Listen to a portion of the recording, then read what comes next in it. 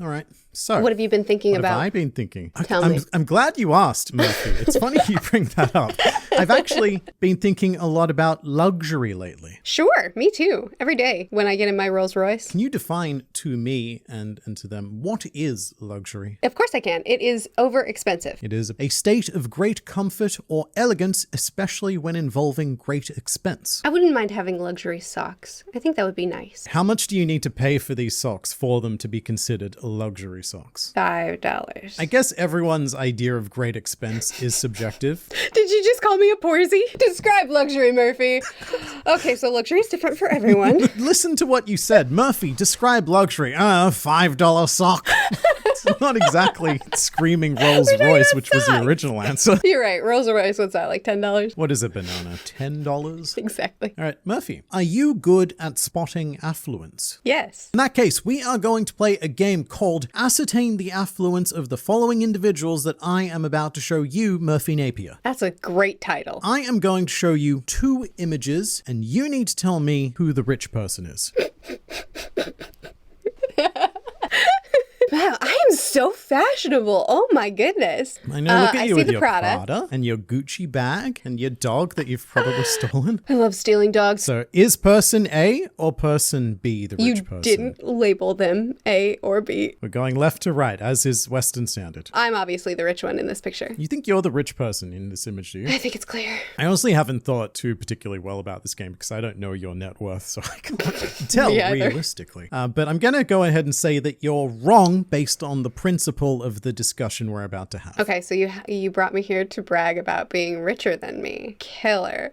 It does seem like that at this stage. That is what you've set this up to be. I would like to know from you, why do you think you're the wealthy person in this picture? Because of my bags of cash. Look at that. Look at You think that your ability to flex is what makes you the wealthiest. I'm either flexing my wealth or I'm flexing my debt. Precisely. That is a very important thing that you've just said, flexing your debt. Yes. Have you ever heard of the concept of quiet luxury? No. So the way I like to describe it is the trend of poor people dressing to look wealthy and wealthy people dressing to look poor. Ah. Yeah. Yeah. Ah. Every time you see a photo of a billionaire out in the wilds, they do their absolute best to look like broke college students, like this image of Mark Zuckerberg. Oh, well, he's just being comfy. He's just being comfy? Okay, how much do you think one of his shirts costs? Well, now that you've asked the question, I assume that they're like $200 a piece? Yep, halfway there. They cost about $400 each because they are custom made by Brunello Cucinelli. And it is insane because these shirts are designed to be purposely unremarkable. They're just gray t-shirts. Wow. There's actually a brand that is meant to make wealthy people look unremarkable. This is a concept known as stealth wealth.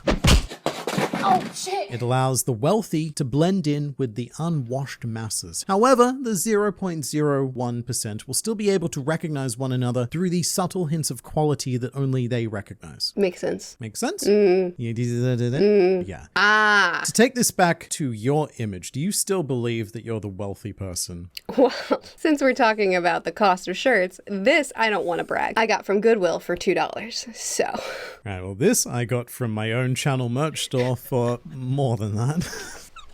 So once again, you brought me here to brag. And this is my own clothing line that I designed and I spent more money on than not your clothing brand. I'm not saying that my shirt costs 10 times more than yours because it actually costs a little more than that.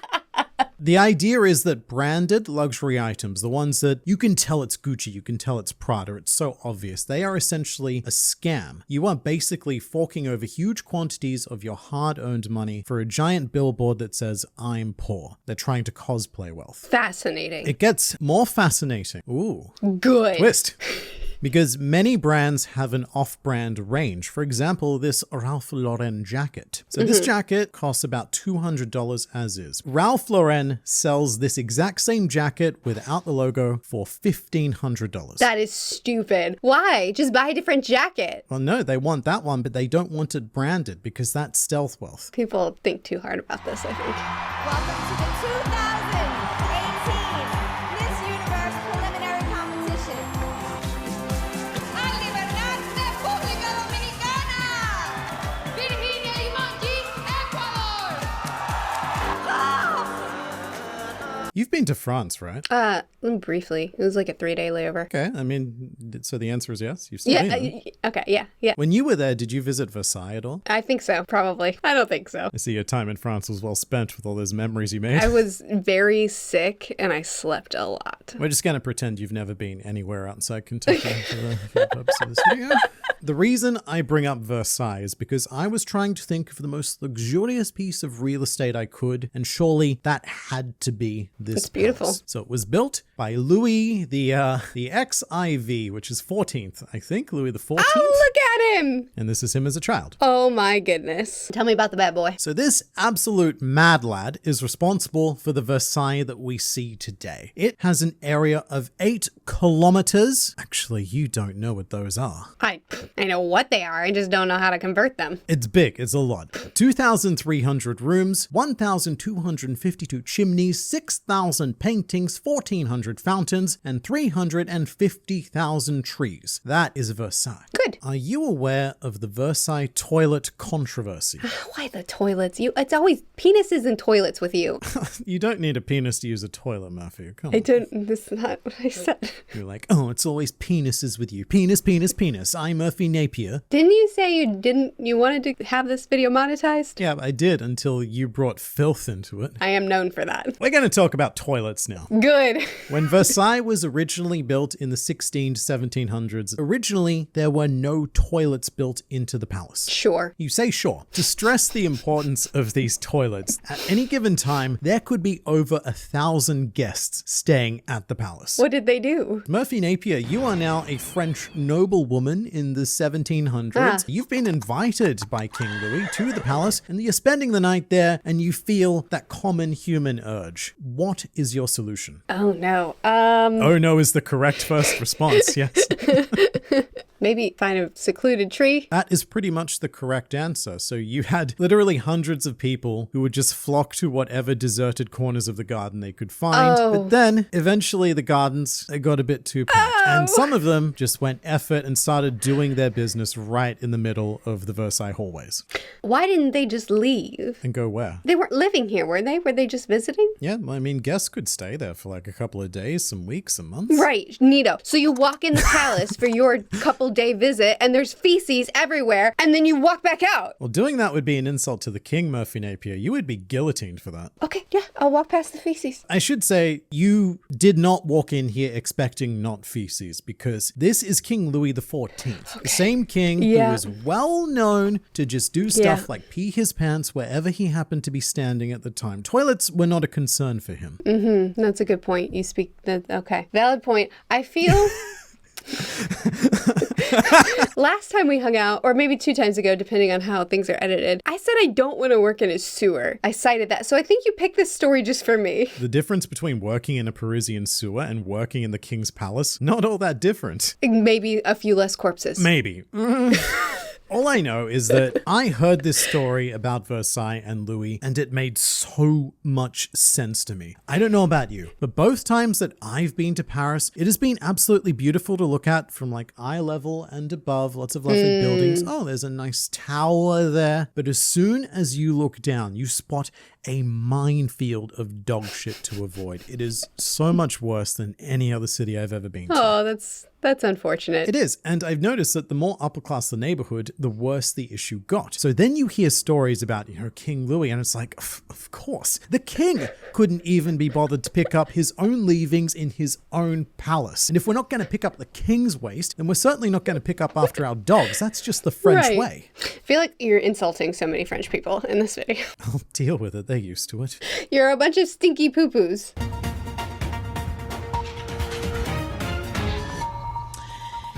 Emmanuel Macron s'adresse aux Français dans quelques instants. Le chef de l'État qui s'apprête à répondre en direct depuis l'Élysée aux questions de nos confrères de TF1 et France 2. Et donc, je décide, parce qu'après 2 ans de guerre pour la sécurité des Françaises et des... Have you actually ever sat at a table and watched 6 customers with this fucking donkey's dick swinging in front of their face? It's hilarious. Murphy Napier. Yes. You seem like a woman of rather refined tastes, if I may say so myself. Absolutely I am. Have you ever indulged in a bit of luxury dining? Yes. Are you sure? Well, you're supposed to say yes when someone asks you. Like, it's the yes and, right? Or no, because, there are different directions we could go. Okay, then the answer is no. Why? I did go to a nice place once, not knowing that it was fancy, and I was very not dressed for fancy, and they put me right in the center of the restaurant, and I dropped my knife, and it was loud, and I ordered a burger. You know what that is? You were the entertainment. If they put you in the center, it was like, Look at that poor chick. Put her in the middle. put her on the stage in the middle so we can all watch her try to eat the fancy food. She dropped her knife. Aren't the poor fun? No etiquette. Was it one of those restaurants where you see the menu and there are no prices on it? That would be so intimidating. It's like playing Russian roulette with your food because you never know what dish is going to send you bankrupt. That would be terrible. Oh my goodness. You get the waiter there and you're just like, excuse me, can you tell me what each of these dishes cost before I order? How embarrassing. They'd immediately move you to the center after something like that. Like, you're not here to eat, you're here to entertain the rest of the guests. Get in the center. So I follow you on Instagram. And I've noticed that you don't follow me back. Hold on. It's just like real quick. 1 second. Look, I just followed you back. We'll redact that last part. So I follow you on Instagram. And I've noticed that you do follow me back.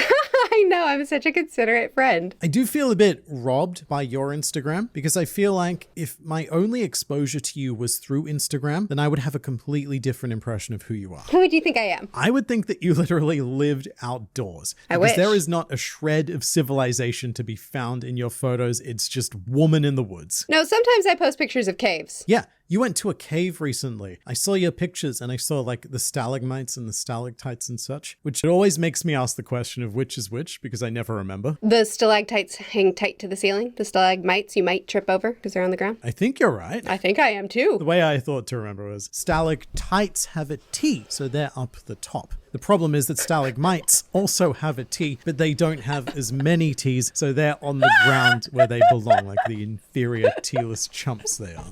I like that way. I like that remembering too. That's good. But yeah, it's a very different impression of you on social media. And something that I hate about social media is that it seems actively designed to make you feel worse about your own life. They're only showing you the carefully selected greatest hits of their life, which for you is caves. But for other people, they're always on vacations and private jets and fancy eating, and it makes it seem like their lives are just fine dining and fancy parties. And I'm looking at that whilst cleaning up urine on the living room floor for the third time that morning because we have a new puppy with a UTI, and it's just like, where did I go wrong?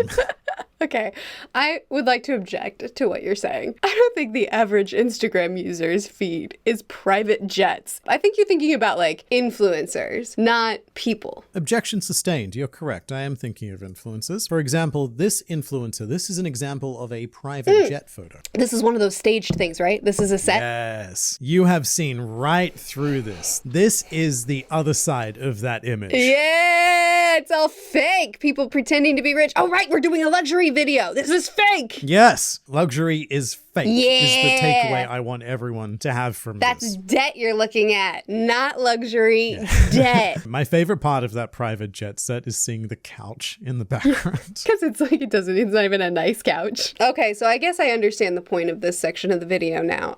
You've seen through my ruse, so I'll fess up. I have been renting the woods. I knew it!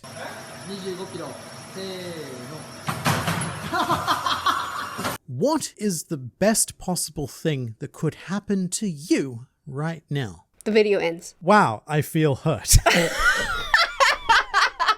The reason why I ask is because I want to know if you've ever heard of the hedonic treadmill theory. No. Let's explain with an example, and the example is you. Yes. So, you hear a knock on the door, you open it. Hello, Murphy Napier. My name is Liam, and I represent Merriam-Webster. You know, the guys that make all the dictionaries that no one reads? Close. I stick my hand in the door so that you can't close it at great personal cost. No, Miss Napier, you're going to want to hear about this deal that I'm offering you. All right. Okay. All right. Try to sell me the thing. We would like to pay you $1 million a month to promote our dictionaries on your YouTube channel. What do you say, Murphy Napier? Yep. So you're pretty happy about this, right? Yes. So you take this sponsorship. You are now the official face of Merriam-Webster. A month goes by, you get $1 million. How do you feel? Awesome. Another month goes by, you get another $1 million. How do you feel? Also good. Interesting that you've taken a step down from awesome to good. The third month goes by, you get another $1 million. How do you feel? Bad.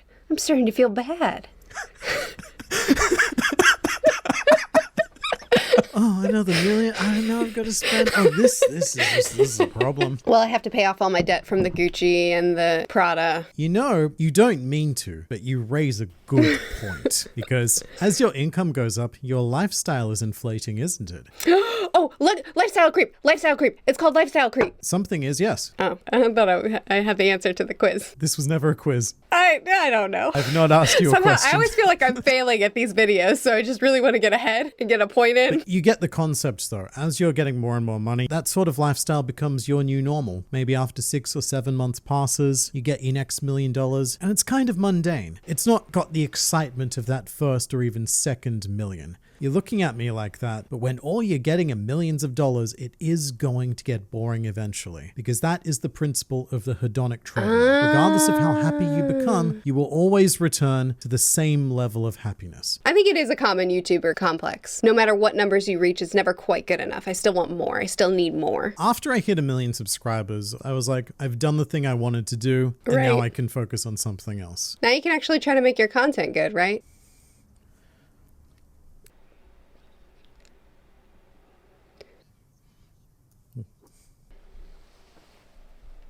Now I can actually make good content.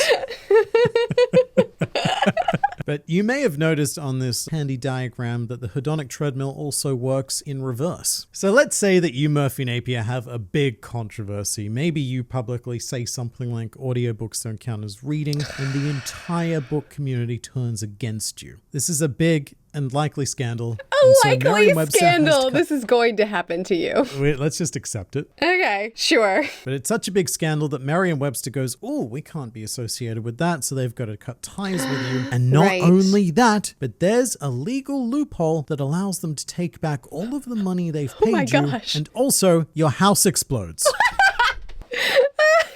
Aw, shucks. So you are now living day by day in a cheap motel somewhere in Kentucky, eating whatever other motel guests leave in the bin. That's your standard of life. You're now at the bottom of the hedonic treadmill. But again, you're going to adjust and return to the same level of happiness you had before your house exploded. Seems like a flawed system. I think that if there is a creator of life, then the hedonic treadmill is a very good balance mechanism, because for people who really good things happen to, they're going to be brought down. For people who really bad things happen to, they're going to be lifted up. It's equality to me.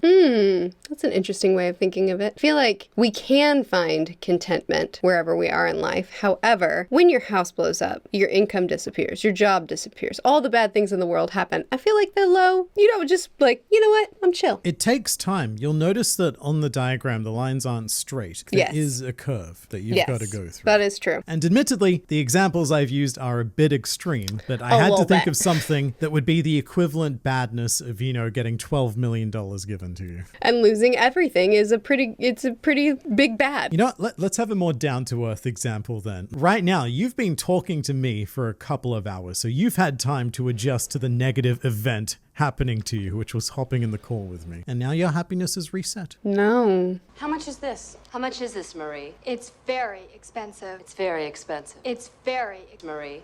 How much is this? it's very expensive. It's very expensive. Very, Very, very, very, very, very, very. very. Murphy Napier, it's time to put your training to the test.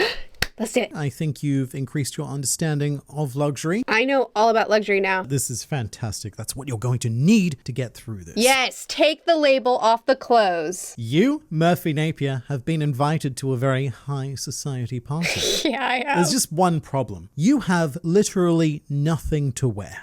So we're going to go shopping to dress you for the evening. That'd be good. You have a budget of $10,000. Wow. It's going to be your job to build an outfit that is the closest to $10,000 that you can get without going over. If I go over, you're not going to let me keep all the clothes and I just have to show up at the party partially dressed. You say partially. I said literally nothing to wear. Well, I don't want that though, Liam. But you better not screw it up then. Okay, I'll try really hard. So first up, we're looking for shoes. I'm going to show you 3 options. Option number 1 are a pair of Balenciaga sneakers. Option number 2, some gold Air Jordans. And option number 3, Marge Simpson slippers. Simpson slippers. Done. Go. Next. Should I remind you of the rules of the game? None of those are really fancy, by the way. The Marge Simpson slippers might be astronomically priced. You don't know. Oh. That's why I've kept the prices hidden. But you're trying to get the closest to a $10,000 outfit as you can. Right. Okay, without no, going over. I understand the rules again. Okay, I'm gonna go with the... I don't know what they cost. I want the gold shoes. You want the gold Air Jordans? I want the gold shoes. We're locking that in. Locking it in? I feel like I should... Nope. Locked in. Wait! Those don't have a label on them. Hold on! There is no Nike logo on them. That is a fascinating thing you've... Can I have Google as an assistant to this? No, put your phone down. Good, it's down. You can't do anything about it. I can call you a poor sport. That's like the high-class society version of Oh my gosh. Next, we're going to be looking at pants. We have some vintage Levi Strauss. No, move on. We have a Gucci canvas skirt. Cute! I like that. Final option, hot dog sweatpants. Okay, I like the skirt. I know a Gucci skirt is going to cost a lot of dollars. I can confirm it will cost you some dollars. Yeah. So will everything else. Okay. I want the Gucci skirt with the gold shoes. Gucci skirt with gold shoes. Let's do it, baby. Locking it in now. Well done. I will say that you dodged a bit of a bullet on this one. I have to reveal this because it's just fun. The vintage Levi Strauss jeans are from the 1800s. Oh my goodness. They cost $87,000 and apparently contain a racist slogan on the inside. Oh. With that in mind, we're going to start looking at tops. Prada Swiss cheese sweater. Second one, the most expensive t-shirt on Redbubble. And third one, the most expensive t-shirt in the world. All right, I'm going to do the cheese one because I think that matches the skirt the best. You're going to go with the Prada cheese sweater? Prada's an expensive brand though. I mean, the other two are literally called the most expensive. I know, but one of them's Redbubble. How expensive is the most expensive shirt on Redbubble? You tell me. Probably like $50 tops. Well, the chuckle seems to indicate that it's more than that. The stakes are so high. I don't want to show up to an event naked, but I have to be as close to $10,000 as possible. It can't just be under 10,000. No, because then they'll immediately sniff out that you're not wealthy. You've given me nothing to work with here. I'm really stressed out about this game. And I'm going to go with the Swiss cheese shirt, with the Gucci skirt, with the golden air... No, but I feel like the Marge Simpson slippers would be better. No, because I need to be close to 10 grand. Okay, you know what? Let it be. All right, locking in the sweater. Yeah. And final piece of the outfit. I have to buy more? I thought I was done. Wait. We need an accessory. Oh, this is terrible. I'm getting itchy. Option number 1 is a Chanel boomerang. Ew, what? Actually, that's kind of cool. Option number 2 is the classic Supreme brick. What? Your final option for an accessory is the big ass chain. No, let's just do it. Boomerang. Lock it in, baby. So you've got your 4 items. We're heading to the checkout. First item is the Chanel boomerang. Beep. You see the price on screen. It is $1,930. Okay. Next up is your Prada Swiss cheese sweater. We scan it in. It goes, boop. It is $2,500. That is so not worth it. We're going to scan the Gucci canvas skirt. Beep. It is $2,000, which brings your running total to an outfit of $6,430. So everything now rides on the gold Air Jordans. How close to 10 grand do I have to be clothed? As close as you can without going over. All right. What do the Air Jordans cost? We take the Air Jordans, we scan them, beep, and you see that they cost